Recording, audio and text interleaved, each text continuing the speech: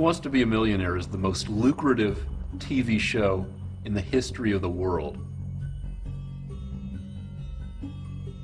They make well over $1 billion a year in just the US, and it's on in 40 or so different countries. You'd think they'd have enough money to know what they're doing.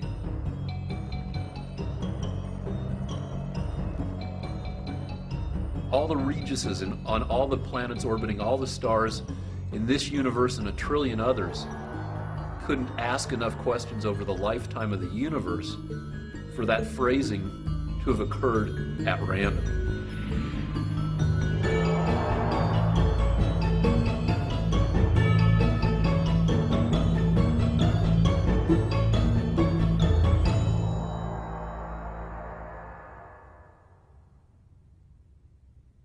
I have a tattoo on my ankle that says "Born to do math," and that serves to remind me of what I should be doing when I'm naked in front of an art class, if I happen to see it.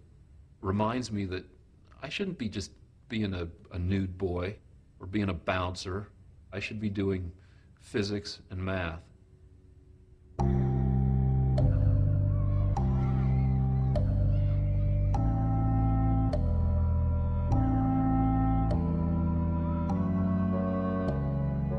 There were some early indications. Just all these little anecdotal things. Putting together the puzzle of the 50 states at some early age. Sitting in the barber chair, reading Esquire magazine at age 4 and asking what premature ejaculation means. People were bigger on the whole concept of genius back then. Post-Sputnik, U.S. catching up space race. Parents thinking that their kids were geniuses. And I had all that genius stuff. When I was in junior high, I built a 3-dimensional statistical distribution curve generator that made a 3-dimensional bell curve out of BBs. For no good reason. No good reason. Made a nice curve, though.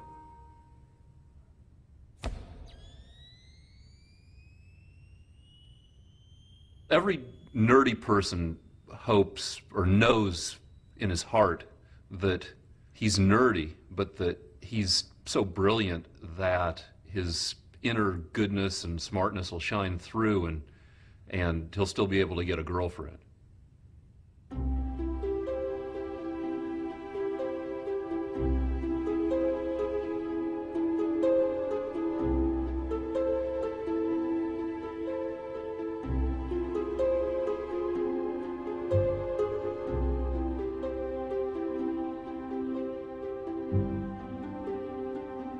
There was one of these basement kind of kissing parties.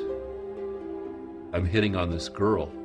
I'm trying to get her to kiss me by asking her, exactly how do you kiss? And so I said, well, how do you kiss? Suction or pressure? And somebody heard me say suction or pressure. And that went up on all the blackboards for the rest of 8th grade, suction or pressure.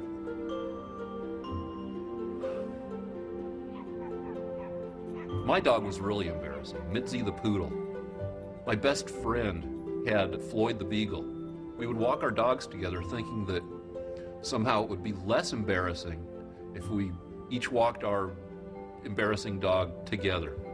We had long walks. We'd walk for miles just trying to figure out how we would ever lose our virginity.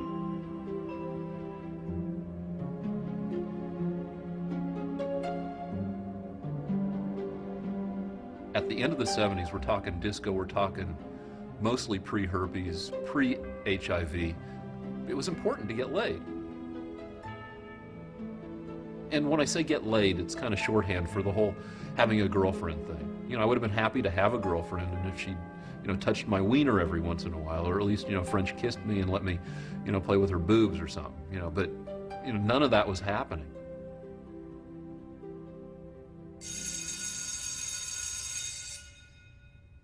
It wasn't exactly a nervous breakdown, but it wasn't stable behavior either.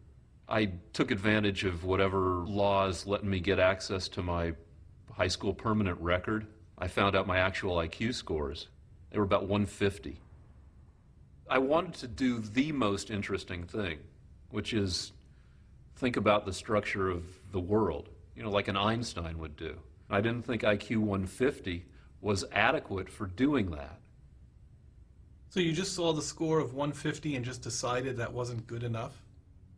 That's not world-shakingly smart. That's smartest person at your high school smart. And that's what scared me about Harvard, because I'd be going to school with a bunch of people who all had IQs of 150. So I decided to re-educate myself as a not-so-smart person. I took as my model of behavior and appearance Barbarino from Welcome Back, Kotter. So I started lifting weights, started talking like this, and tried to get my hair all poofy and Travolta-like and just walking. But this is Boulder, which is a small town. Everybody had grown up with me. Nobody was buying it.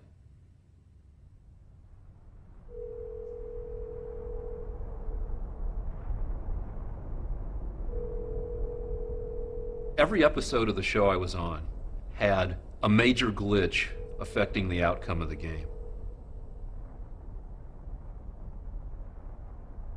You start off by calling a phone number and playing a phone game. They give you 4 things to put in order. Put these steps in giving a cat a pill in order. Put these countries in order from north to south. Anything, and a zillion of these things. Your odds of getting the 3 questions right are 2% to 4%. They put you in a random drawing.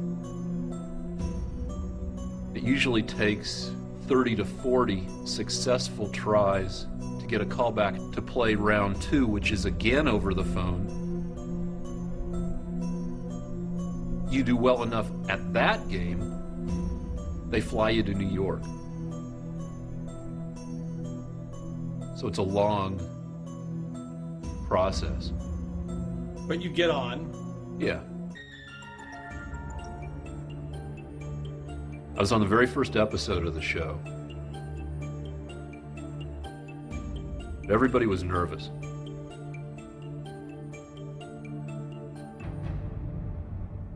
I screw up the first fastest finger.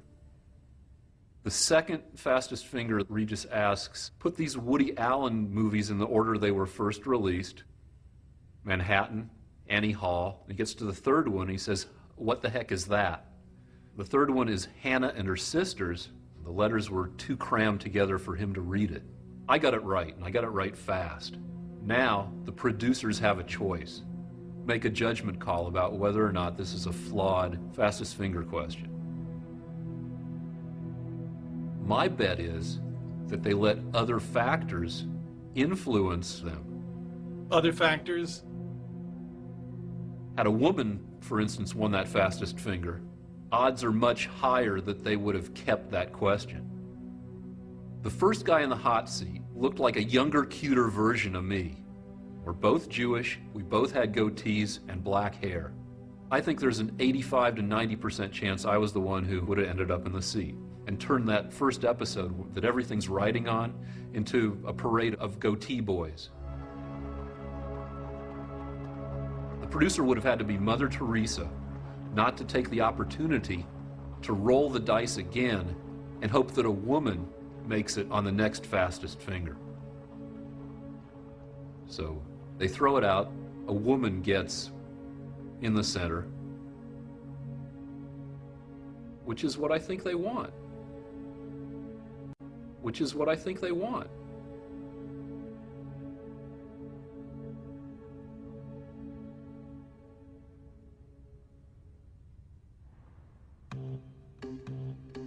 I had an inkling that chicks might dig scars. I had a lot of scars, all of them in bad places. 9th grade, I start working out and give myself a hernia, get a 4-inch scar along my groin. A bunch of scars up and down my left leg from a varicose vein stripping that shouldn't have been done at all. went out for wrestling, put myself on this not very well-advised diet, lettuce and dog biscuits, because I was reading package labels, and the biscuits seemed to have a lot of fiber and not a lot of fat. I got very bad hemorrhoids. I'm veiny, and hemorrhoids are ass veins. It's all part of the same deal. I'm walking around the school, you know, with a maxi pad in the back of my shorts and pantyhose to keep my leg from falling apart. Plus I'm on Percodan, so I don't really give a shit that I'm like farting from my destroyed rectum every time I go down the stairs. I had all these scars that had shown that I'd been through these various procedures. They only served to be kind of embarrassing. Maybe chicks would dig cool scars. Good scars in good places. I started going as Conan every Halloween. Conan's always like bleeding from a couple places from his sword encounters and stuff. So a couple of years I packed myself up a la Conan. Then Rambo comes out in, I don't know, like 85. His scars are in almost exactly the same place as I placed mine. And they had to have like a designer scar consultant who decided that here's where they'd look the best. So I felt validated in that I had good aesthetic taste in my placement of scars. But the deal is that women do not really dig scars. And the few women who do were women that I didn't want to know. Way too scary. So that's a bad choice. I mean, I wish I were more perfectible. There was a girl went to my first high school that she was perfect, except she had a honkin' beezer. She had a suspicious falling off the tractor while drunk accident and came back with a perfect nose and amazing. I just wish there were just a couple things that could be messed with on me that would make me amazing.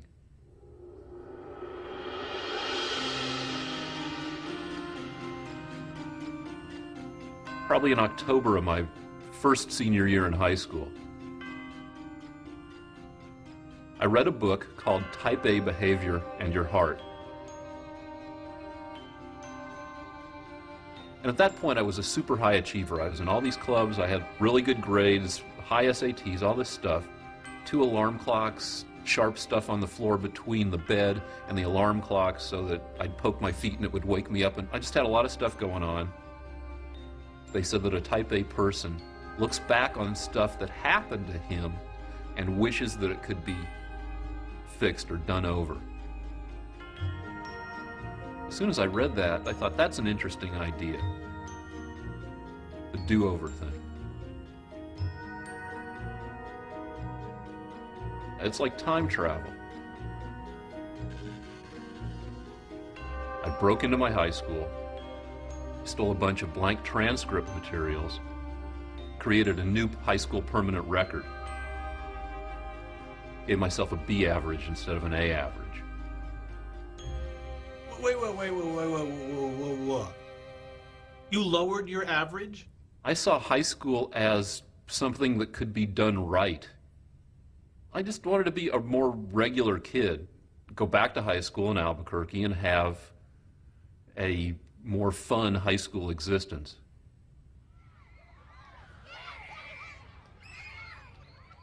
So episode 1, you get bounced out. I just didn't get in the center. You go home. Yeah. I figured having gotten on there once, there's a pretty good chance I can get back on the show. Kept calling, playing the phone game. Eventually, I made it back on. Because you were older and wiser? No. Obsessive practicing. Can you practice to be the fastest finger? You can.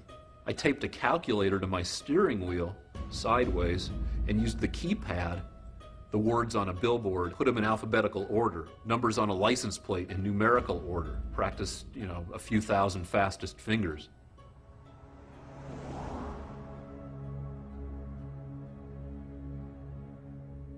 I have a 6-year-old daughter, Isabella. We went down to Disney World for a family vacation.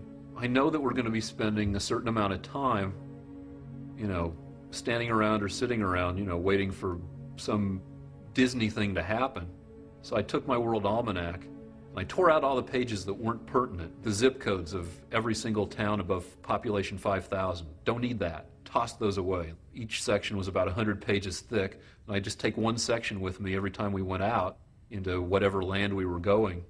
What is Isabella saying about all of this? Nothing. She knows I'm kind of, always lost in my own fog. I mean, what does she care what I'm reading?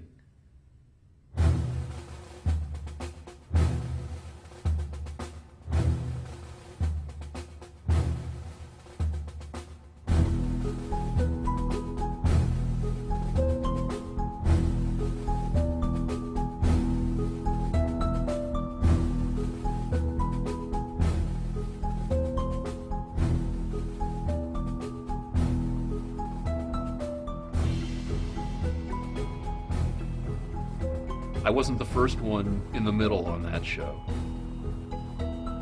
The guy who got all the way up to the $1 million question.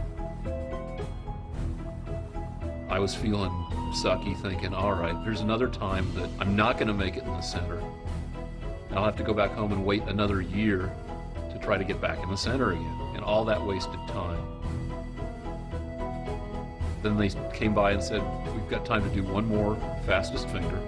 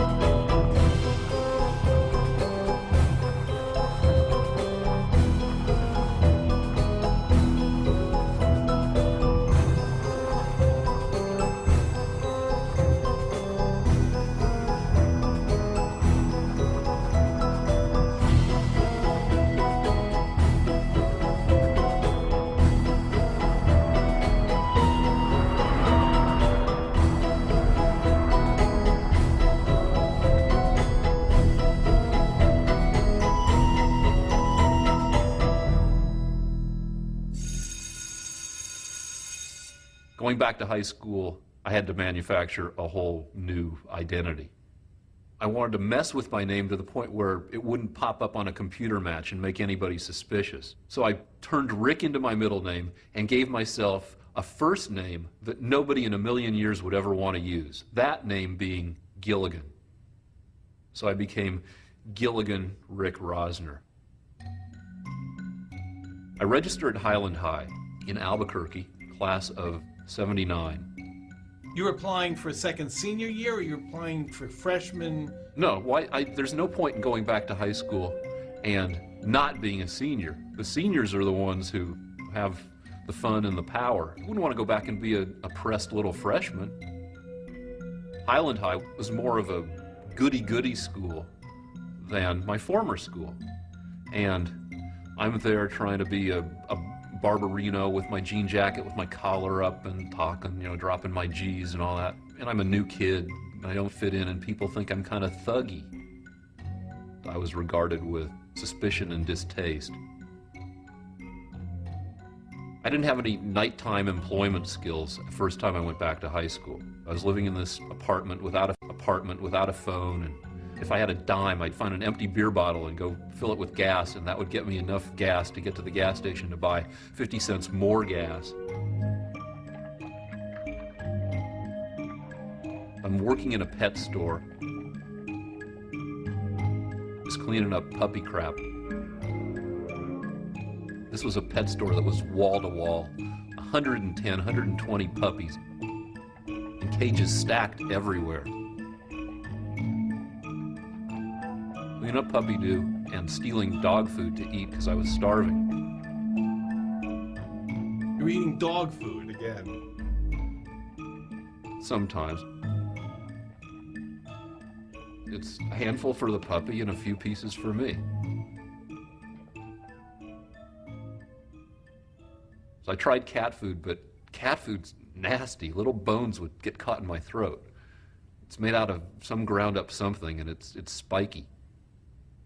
That was one of my jobs. I had another job where I was the only person who didn't speak Spanish at a cabinet factory.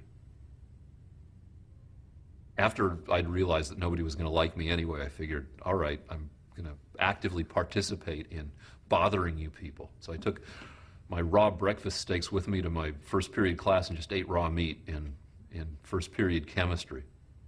I sang the masturbation song in choir. The masturbation song? Last night I stayed home and masturbated. It felt so good. I knew it would.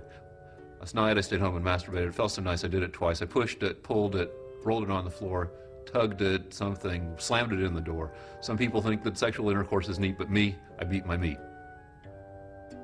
Anyway, by November I was done with that high school. Trying it the second time, it was even worse. Yes, it was worse the second time.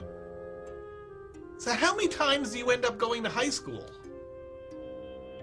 The first time, class of 78, then I was class of 79, prom for somebody in the class of 80, was unsuccessful at schmoozing my way into the LA public schools class of 81, impersonated somebody in the class of 84, and then my last time in high school was class of 87.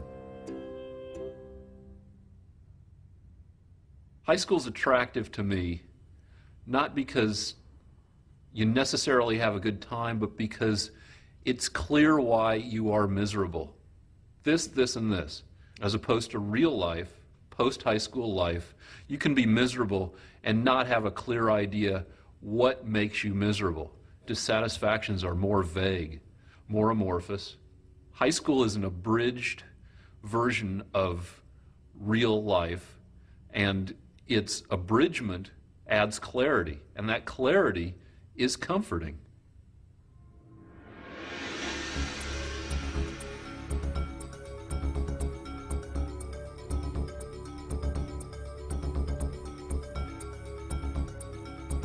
In the briefings I was there for, the executive producer, Michael Davies, says, don't worry about the correctness of a question. If the question is not right, we will track down the truth of the question and we will rectify it.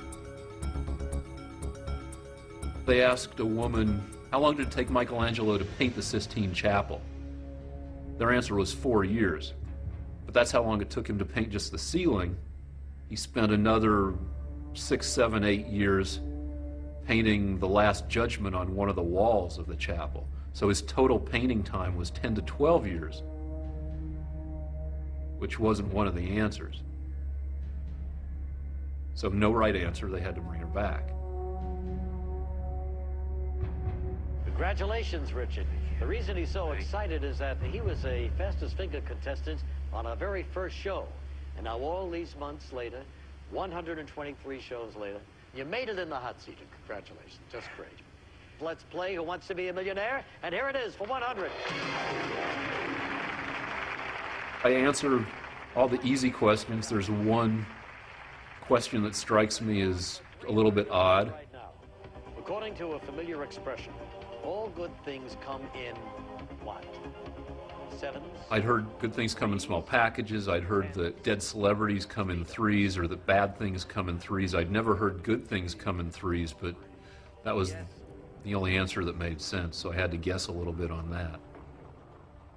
Good things come in threes? You ever heard that?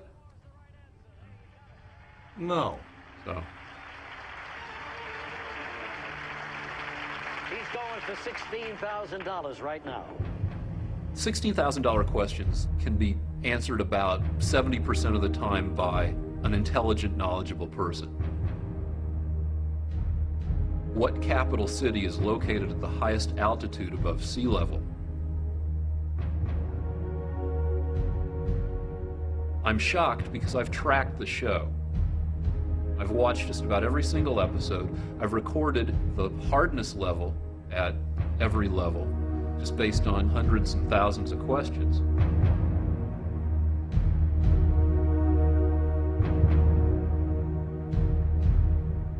I spend, my wife timed it, 22 minutes in the chair.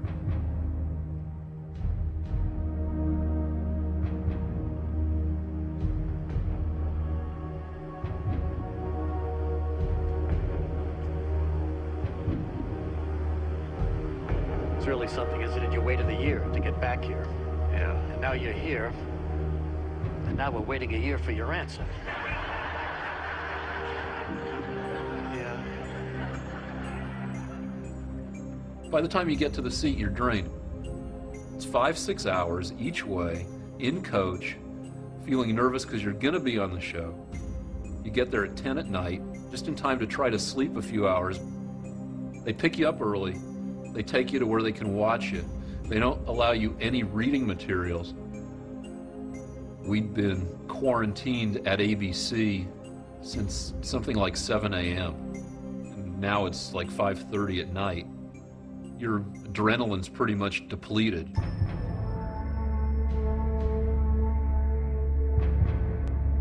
Mexico City's attractive because it's the highest mega metropolis in the world. It's so big that people don't even know how many people live there. Kathmandu's extremely attractive. Half the people I've asked who knew where all 4 cities were answered Kathmandu. Bogota is an attractive answer because it differs from Quito in World Almanac elevation by only about 550 feet.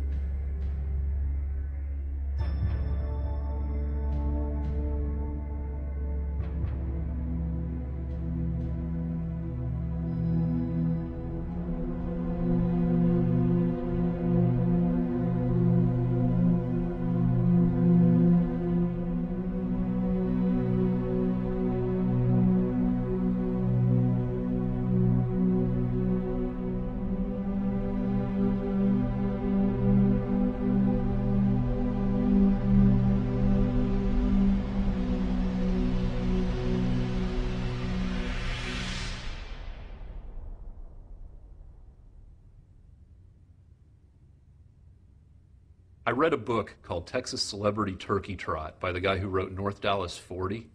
Everybody who was obnoxious got what they wanted. That book convinced me I wasn't nearly obnoxious enough in my behavior. I decided to start working in obnoxious fields. What would my life be like if I wasn't smart at all? How would I make a living? And I came up with stripping and bouncing. I thought bouncing might be one more way to meet women, acquire social skills. I've been a bouncer now for almost 21 years, and I get to mess with people who wouldn't have liked me if I'd gone to high school with them. I became a stripper at the same time. I actually had to stop with my date in the car and go do a strip job on the way to prom with my date and with her corsage and sitting in the car. She was very tolerant. Maybe part of having the better high school experience is having the opportunity to be a jerk. My self-esteem was all screwed up. Not only had I not gone to Harvard, but I hadn't even done well at going back to high school the second time around. Back to high school the second time around.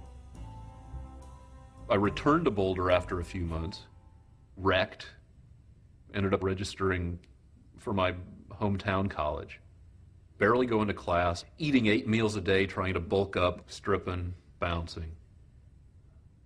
Found out that the IQ tests on which I'd scored 150 only went to 150. Took some more IQ tests and started scoring in the 170s, 180s, 190s. So I'm thinking, all right, that is adequate intelligence to be able to really do what I want to do. I should start acting smart.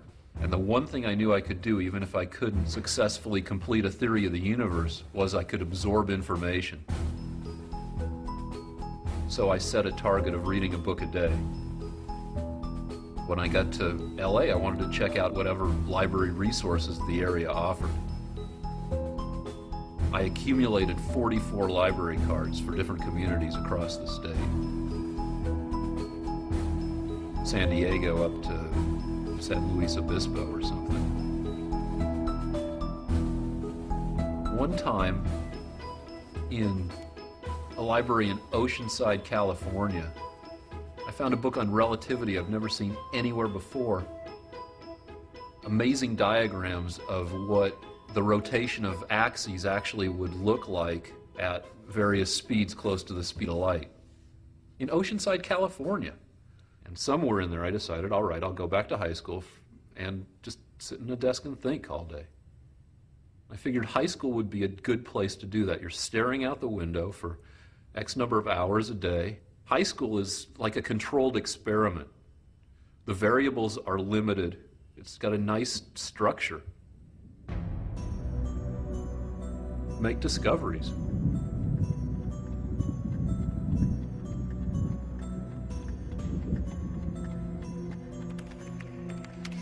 Michael Davies, executive producer. Dear Michael, as you might expect from someone who spent hundreds of hours over the course of a year studying and practicing to make it to the hot seat, I've spent the last 2 weeks scrutinizing every aspect of the elevation question. You must already know that the question is flawed. About 4% of the questions they ask are magnitude questions. The oldest, youngest, biggest, longest, whatever. They have two ways of asking magnitude questions. Which of these and what is the? Which of these implies you have to pick from among those four. When they say, what is the biggest state in the United States, you have to pick the very biggest from all 50 states. My question is phrased, what capital city is located at the highest altitude? The capital city at the highest altitude. The answer is La Paz, Bolivia. Unless you consider Lhasa a capital, which some people do and some people don't, because Tibet was taken over by China in the 50s. Neither of those cities were listed among the answers. According to the way the question is phrased, the correct answer is missing. Missing. Dear Mr. Rosner, after reading your letters and reviewing our research, we continue to believe that the answer to your $16,000 question is correct. Of the four capital cities given as answer choices, Quito is the highest and thus is the correct answer. Sincerely, Alexandra W. Cantalupo.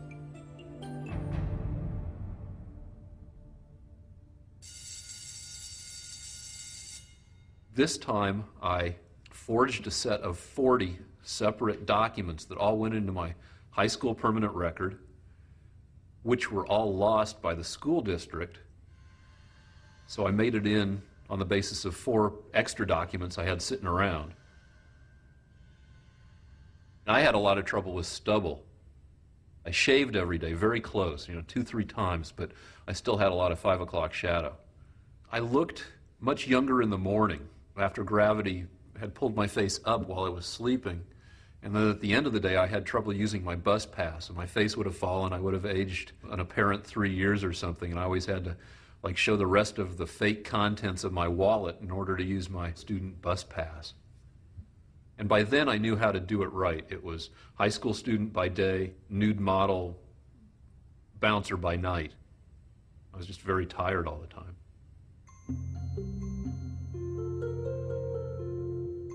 I was going out with a big, muscly woman, big, muscly, angry woman. Very attractive, big, muscly, angry woman, who I suggested become a bouncer with me at one of the bars I was working at. She did it, and she was good. And she was good at taking people down and choking them out.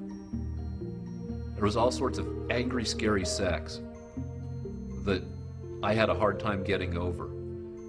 Sex that's linked with fear makes an indelible impression.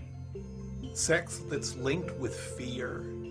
Yeah, it somehow hardwires itself into your brain. We would have angry fights, and in the middle of the fight, I'd get a big erection because I knew that at the end of the argument, we would be having wild monkey angry sex. Anyway, she ended up finally blowing me off for yet another bouncer. This big, puffy, man-breasty bouncer.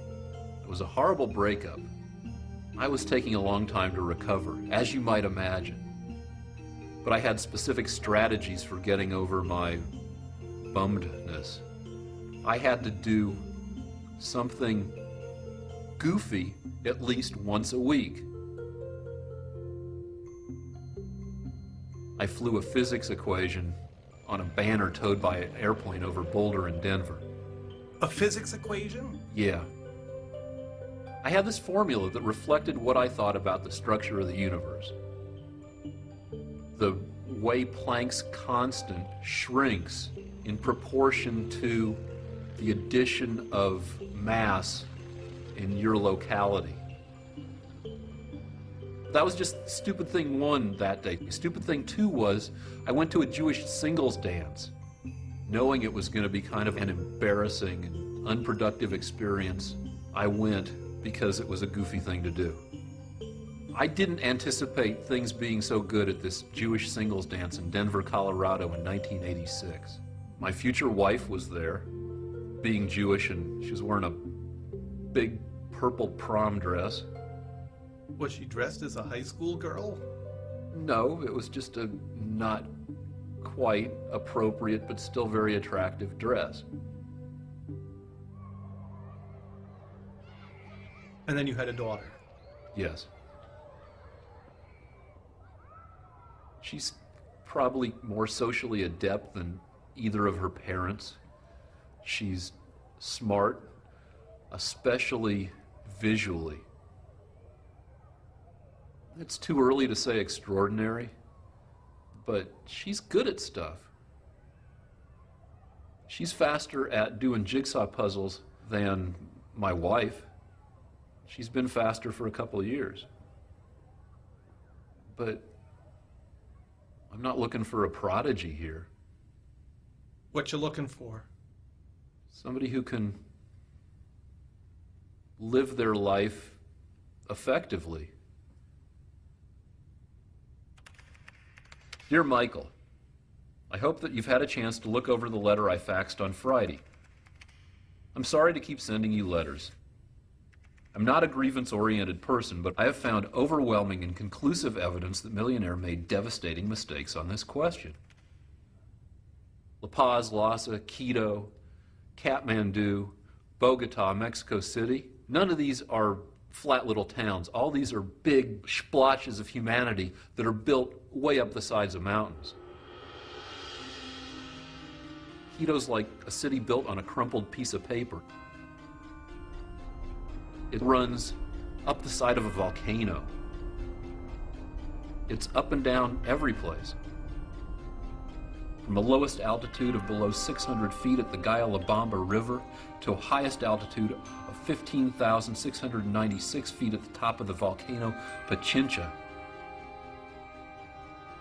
Quito, the choice is pretty arbitrary if you can pick any point from 600 feet to 16,000. We're talking 3 miles vertical range.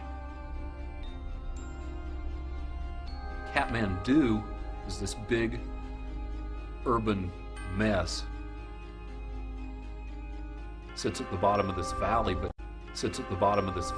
it's built all the way up these mountains, running up to about 9,000 feet.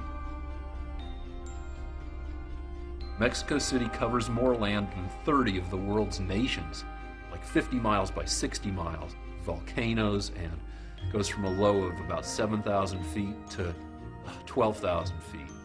So all these cities have altitudes that overlap each other. But all that is secondary. They want the highest capital. The highest capital wasn't won of the choices offered, it's a bad question.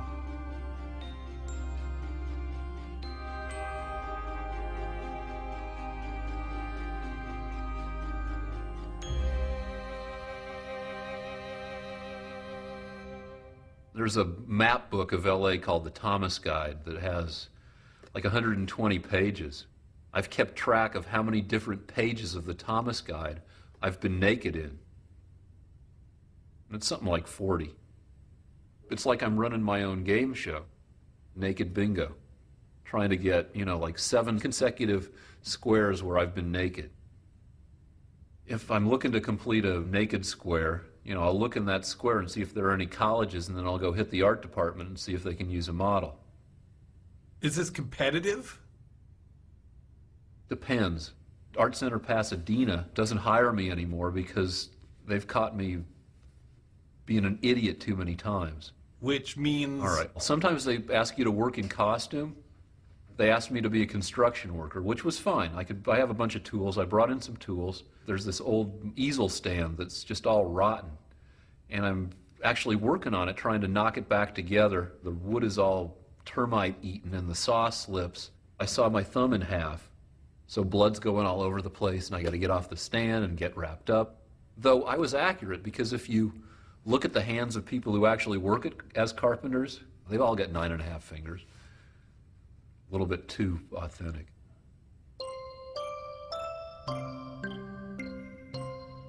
If you're in a tough pose where all your muscles are clenched, pain and immobility would help me focus on thinking about the structure of the universe. Relationships between physical constants, what I call lazy voodoo physics, deciding that that's an interesting constant between the proton and the electron. Maybe the universe is that ratio times the apparent age of the universe old. So how old? Let's put an age on the universe. All right, let me take a wild guess. Let's pretend this is a very valuable question on Millionaire. At least the proton-electron mass ratio times the apparent age of the universe, 30 trillion years old. It's got to be at least that old. The time it takes a person to form a thought is about 1/30th of a second. 2.5 million thoughts a day.